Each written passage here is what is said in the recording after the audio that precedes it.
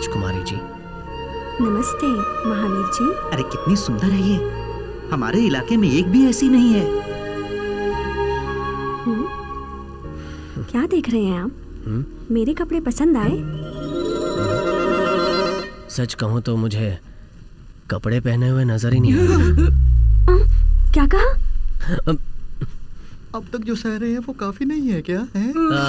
आप गलत मत समझिएगा राजकुमारी जी, आपकी सुंदरता ने मेरी आंखों पे पर्दा डाल दिया था, बस यही कहना था।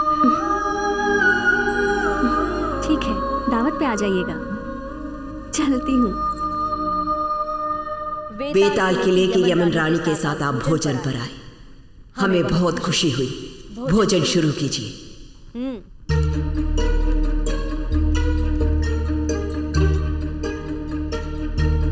वहाँ से सब्जी लेनी होगी तो यहाँ से वहाँ तक घोड़े पे बैठ के जाना पड़ेगा। अरे वो छोड़ो भाई, वहाँ देखो उस मगरमच्छ को, कैसे लंबा लिटा रखा है। मरा हुआ है लेकिन फिर भी मुझे डर लग रहा है। बेकार की चीजें खाकर पेट खराब मत करो।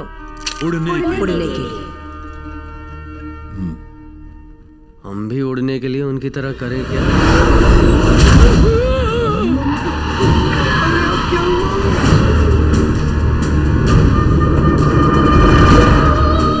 मेहमानों के साथ मिलकर खुशी बांटना हमारा संप्रदाय है। आओ टकराते हैं उड़ने के लिए। अरे भाई तुम उड़ना चाहते हो तो हमें क्यों नहला रहे हो? यमन रानी से मिलके बहुत अच्छा लग रहा है। 56 गांवों पर राज करना कोई आसान बात नहीं है। हाँ बिल्कुल, मेरी प्रजा है वो, और मैं उन्हीं के लिए बनी हूँ। बड़ी खुशी की बात है रानी।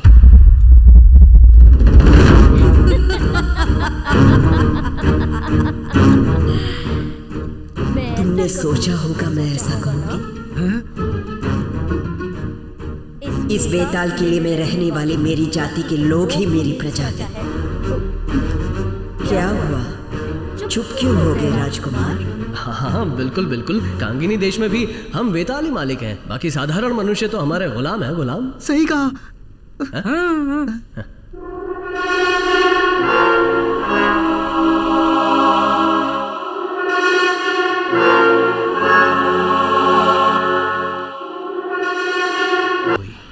और दूसरा है, नाम बदलोगे तो ताकत मिलेगी। अरे वो तो एक जेब में रखने वाली चीज है, मैं कुछ नहीं जानता। उससे तेरा मेल नहीं हो सकता। मेरी बात मुझे वो चाहिए। यमन बिस्तर पर किला हमारा। यमन के बिस्तर पर सोने से किला हमारा, मतलब यमन रानी के बिस्तर पे सो जाने के बाद, यानी जब वो सो जाएगी, ये किला हमारा हो जाएगा।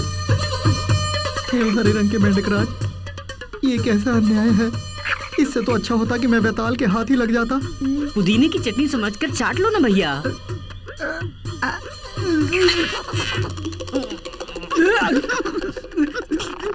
अरे मेंढक जी, पवल मल्ली कहाँ है? ये क्या ऊपर की तरफ दिखा रहा है? ओहो, पवल मल्ली बेचारी ऊपर चली गई क्या? अरे वो बुद्धू, क्या बोले? किले के ऊपरी भाग में है, कुछ समझा क्या?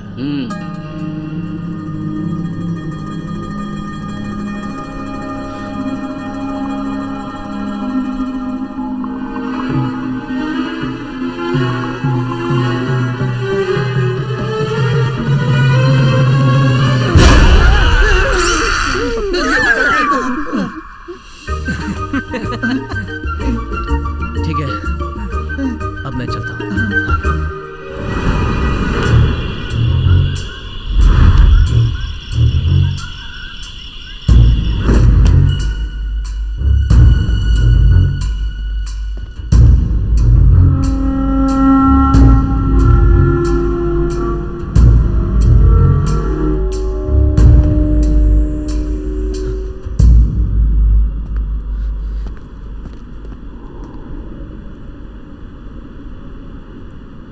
मल्ली, पवल मल्ली,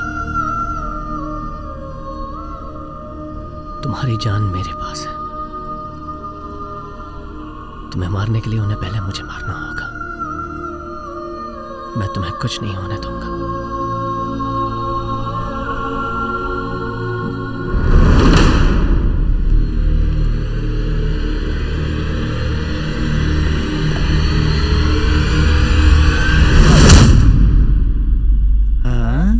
8 निमिष पूरे हो गए और अभी तक मगधीरा का कोई पता नहीं। किसी मुसीबत में फंस गया होगा। शादी के दिन पंडित जी ने कहा था सब मंगलमय ही होगा।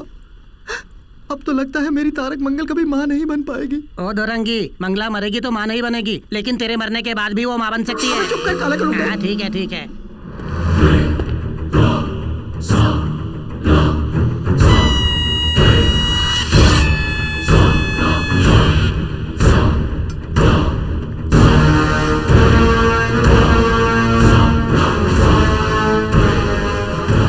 शुरू से ही तेरी चाल चलन पर मुझे शक था।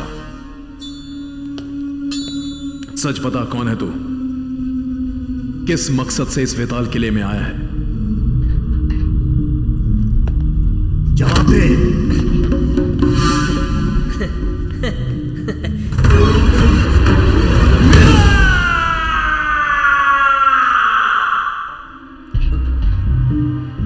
आठ निमिष पूरे हो गए क्या? कुछ नहीं, बस ऐसे ही। मेरे मजाक को तुमने सच मान लिया।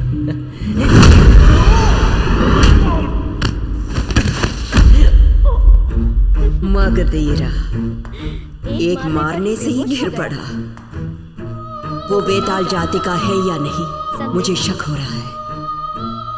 कल सुबह पूरे गांव वालों के सामने उसे बलिपीठ पर ले आइए।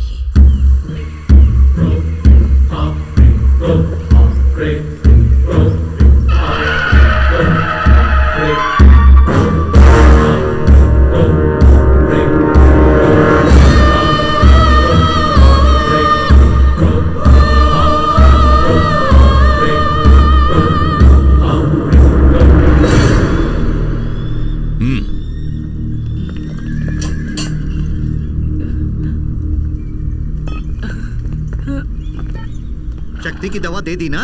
दवा का असर शुरू होते ही मगधीरा जो कमाल करेगा उसे देखना। वैद्य राजकुमार मगधीरा, तुम एक वैताल हो ही नहीं, ऐसा शक मुझे हो रहा है। मैं वेताल हूँ या नहीं ये सिर्फ विचार विमर्श से पता नहीं चलेगा, वीरता से ही साबित होगा। भेज कर देखिए अपने वेतालों को।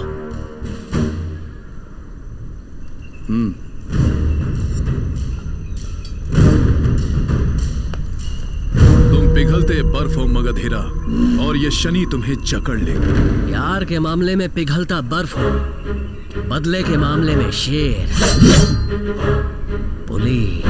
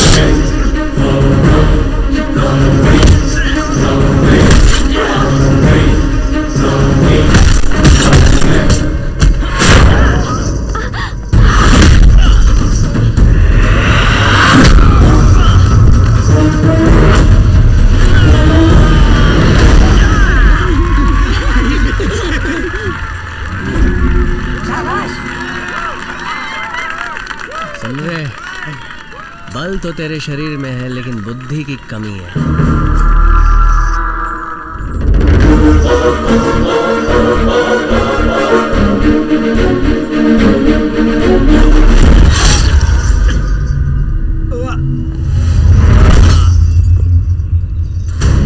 जब हार गया तभी मर गया। रानी को मुझ पे कोई संदेह नहीं है, बस ये बीच के लोग हैं जो मुझ पे संदेह कर रहे हैं। अब बोलिए, मुझे किसके साथ लड़के साबित करना है? तुमसे लड़के साबित करूं या तुमसे लड़के साबित करूं? अब बस भी करो ना। बोलिए, मैं किसी से भी लड़ सकता हूं। तुमसे लड़ूं या तुमसे लड़ूं? अरे ये क्या कर रहा है? खत्म हुई कहानी को फिर से शुरू कर रहा है। कोई जो मुझसे लड़ना हमें साबित करके